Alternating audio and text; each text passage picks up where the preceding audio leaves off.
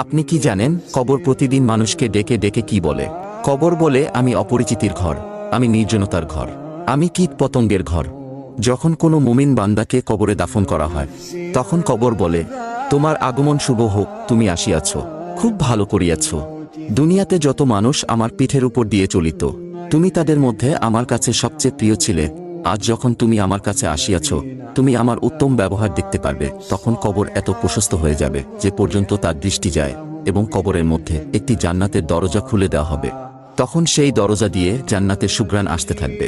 আর যখন কোনো বেঈমান ব্যক্তিকে কবরে দাফন করা হয়, তখন কবর বলে, তুই দুনিয়ার মধ্যে আমার কাছে সবচেয়ে নিকৃষ্ট ব্যক্তি ছিলি, তুই আল্লাহর হুকুম পালন করিসনি, আজ তুই আমার কাছে আসলি, আজ তুই আমার খারাপ ব্যবহার দেখতে পারবি। তখন কবরের দুই পাশের মাটি তাকে এমন জোরে চাপ দিবে, তার এক পাঁজরের হাড় অন্য পাঁজরে ঢুকে যাবে।